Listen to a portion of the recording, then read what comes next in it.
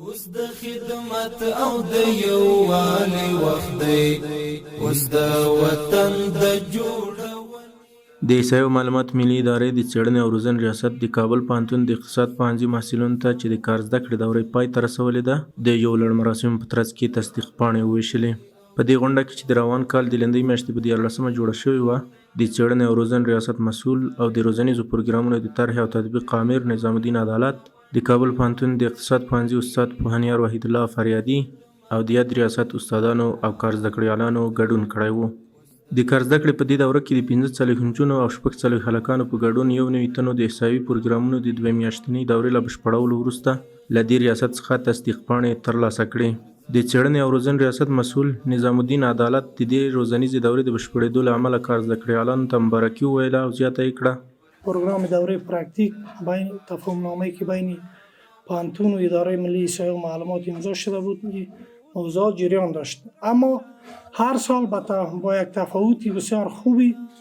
البته بعضی اصلاحات و موارد و موضوعات بهتری را در شامل پروگرام پرکتیک شامل میشد و برای محصلین عزیز ارائه میشد که اما او موضوعات که ما از اونی که خود تعمیر در اینجا ایجاد شده ما جور کردیم و بخصوصا فریادی صاحب در ایجاد موضوعات مواردی که مفید است هم در بخشای تئوریکی و هم در بخشای عملی برای محصلین او موضوعات گنجانیده شده و در طی 2 ماه موضوعات بر شما ارائه شده و امیدوار هستیم که از این موضوعاتی که براتون گفته شده توسط استادان شما خوبتر و بهترتر از اون موضوعات استفاده بکنید.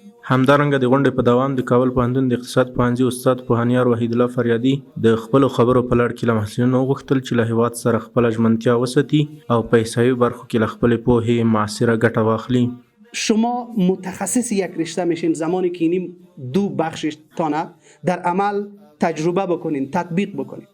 وقتی که اینی چیز شما در عمل تطبیق میکنین حتما امی تخصص ما، علم ما، دانش ما که از کسب کردیم یا به شکل ارثی گرفتیم و در عمل او را تجربه هم کردیم چی میکنیم؟ در عمل ما مجبور هستیم به خاطر آبادی کشور خود چی بکنیم؟ استفاده بکنیم، جامعه خود استفاده بکنیم.